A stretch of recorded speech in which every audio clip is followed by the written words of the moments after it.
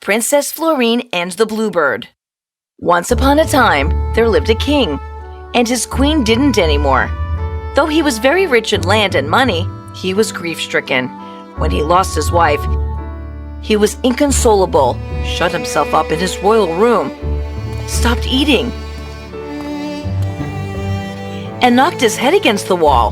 His subjects tried to console him, to no avail. Your Majesty, we are worried about you. You haven't eaten in 8 days. Lest the king hurt himself, his chamber was padded with mattresses between the walls and tapestry.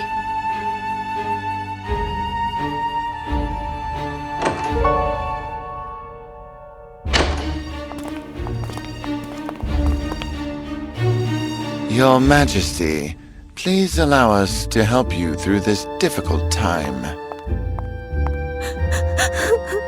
What's the matter, lady? Please stop crying. My name is Seraphina of Thorn.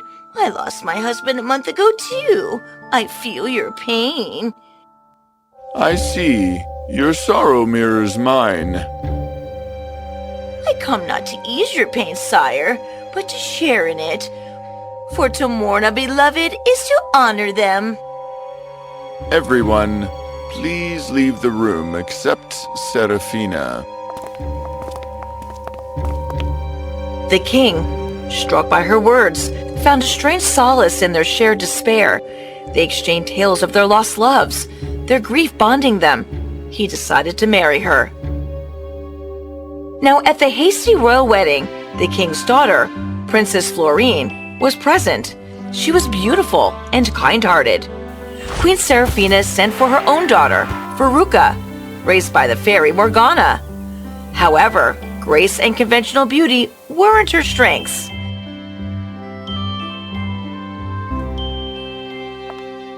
Just a week later, Queen Seraphina hatched another plan. My dearest husband, our daughters are blossoming. Don't you think it's time they found suitable matches? But, darling, don't you think we are nosediving into this? After I lost my last husband, I understood that time flies. Why wait? Veruca is ready. And what about her sister Florine? Veruca and Florine are the same age. Florine's beauty enraged the queen, who ignited petty quarrels and seized every chance to humiliate her. Veruca might be ready, but Florine has been through quite a lot in the last few months. Perfect! Let the first prince to arrive choose his bride. It will be a grand event.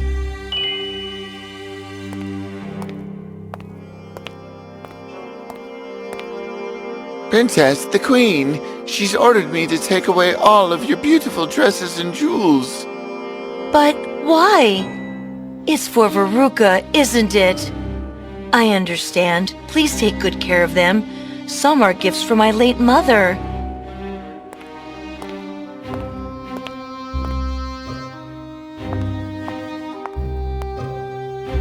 There, darling. You look absolutely radiant. Those jewels are simply made for you. Prince Charming will fall head over heels for me. That very afternoon, Prince Charming arrived in a flying chase drawn by winged frogs. Poor Princess Florine wished to deck herself, but she could not find as much as a ribbon and a dirty old frock.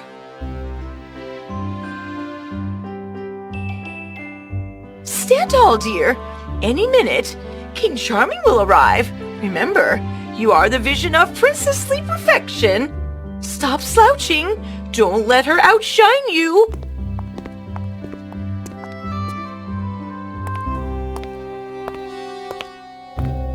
The queen presented Veruca to the prince, who arrived with much fanfare. You must be the princess. A pleasure to meet you. Oh, Veruca is simply radiant today. Don't you agree? Radiant is one way to put it. Is there another princess? That's her. She's hiding because her dress isn't fancy. Princess, your beauty transcends any adornment. Your Majesty, I would have preferred you not notice me. I apologize for my rather simple attire. It would be impossible not to notice such a beautiful princess. This is ridiculous. Florine needs no more flattery.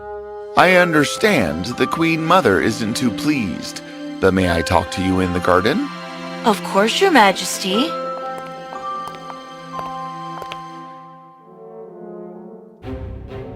Florine, why must she be so perfect? Ow! Mama! She made me do it! Don't you dare blame your feelings on others. You are my daughter, and you will be a princess.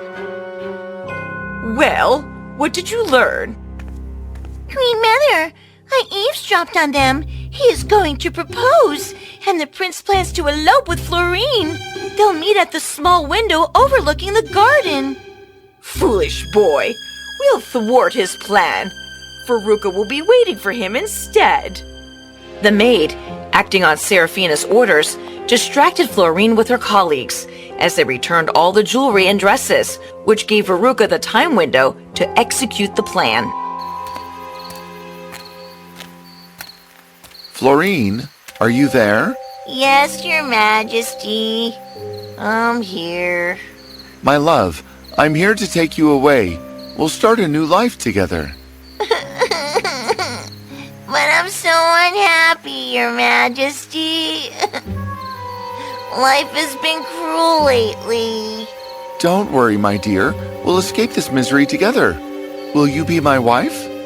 Yes, Your Majesty. I would like that very much. This is a symbol of my devotion. Just tell me when you're ready, and we'll leave. Tomorrow I'll be ready. Same time, same place.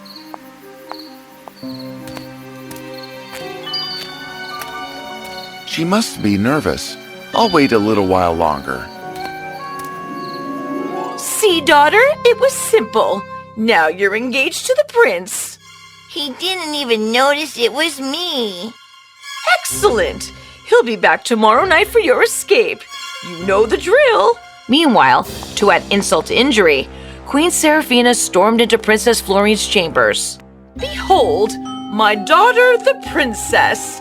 Prince Charming loves her dearly, and they are to be wed. These are wedding gifts for your sister, my dear.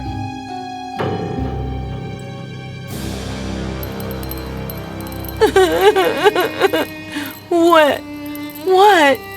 When? He betrayed me. Please, take these things away. I can't bear to look at them. Take the princess to the high tower and lock her away. She's overcome with joy for her sister. Do as I say.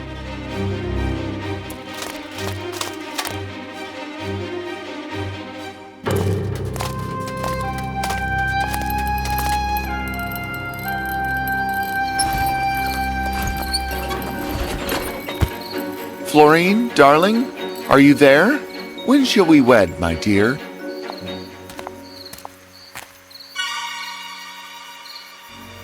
I have a godmother, Fairy Morgana. First, I wish to visit her castle and seek blessings. Very well. To Morgana's castle it is. The prince did not know the way. He simply told his big frogs to take them there. Behold, Your Majesty, a map of the entire world etched into the brains of these loyal beasts. With them, you can travel anywhere your heart desires. Wow, impressive.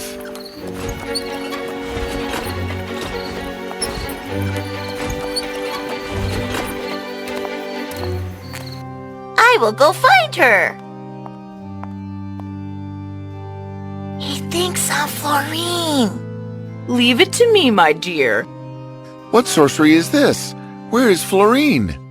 Charming. Fulfill your promise. Marry Princess Veruca. Never. My heart belongs to Florine. Am I not your princess? I was tricked and deceived. My frogs. I must leave. You will marry Veruca or face the consequences. Do as you please, but I love Florine. She will never be your wife. Your fate is sealed. 7 years as a bluebird. Prince Charming's body convulsed. Feathers erupted from his skin. His limbs shrank and transformed. Wings replaced arms, and talons replaced toes. The prince, now a bluebird, flitted between trees. He was despaired, fearing Florine's suffering and a forced marriage. Florine, heartbroken because of her lost love, spent days weeping by the window and nights lamenting her fate. The bluebird overheard Florine's cries of despair. Why? Why me? At nightfall, he heard her lament her misfortune. He listened intently to understand her plight.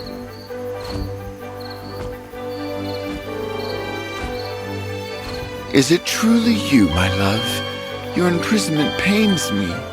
Who are you, beautiful bird? You already know. I don't understand.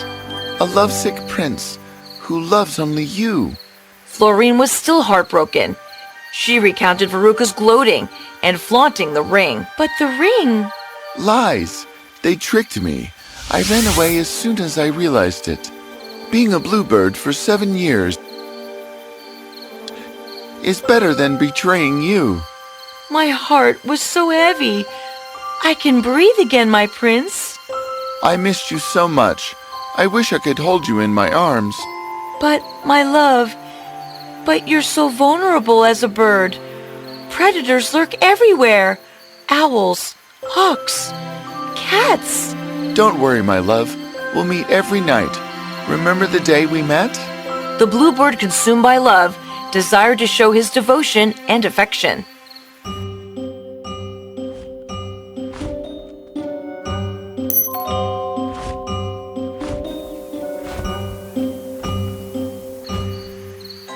A small token of my love.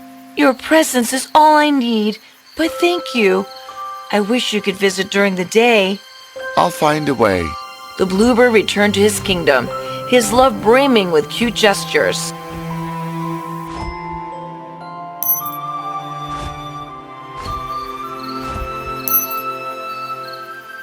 My love for you needs no such tokens, but your thoughtfulness warms my heart. No, madame, but these trinkets are mere reminders of my love when we're apart during the day. They continued their nightly rendezvous. Meanwhile, the flying frog carriage remained parked outside for over a week. And this time, when the bluebird sneaked inside the treasure chest, he was busted. Where do you think you're going, you little thief? It's me, your prince. A talking bird? Wait, you've known me as a boy. Charming? Is that really you? It sure sounds like you. Yes, it is indeed me. Morgana the fairy did this. Can you undo it? Wait, Morgana did this to you? The good news was, the wizard and Morgana had known each other for 6,000 years. And despite their history of bickering, they always found a way to resolve. Meanwhile, back at Hightower, Princess Florine was restless. It's past midnight. Where is he? When the wizard couldn't break Fairy Morgana's curse, he flew to her, seeking a compromise. Morgana! She's been talking to someone! The maids at night! What brings you here, old comrade? Anything I can help with? Indeed.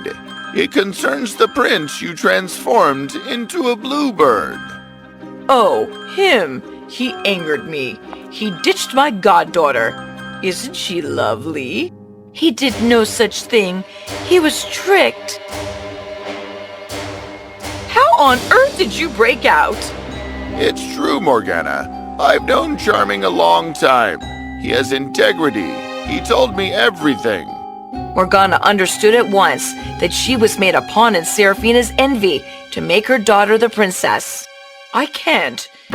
It's the spell of permanence. From what I remember, the spell of permanence can be broken. if it's broken into two halves. That is indeed right.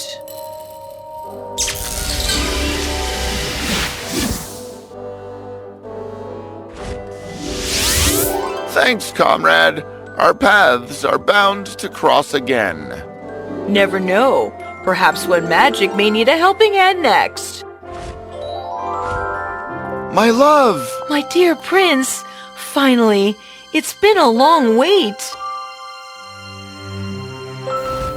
Where to, my darling? To happily ever after?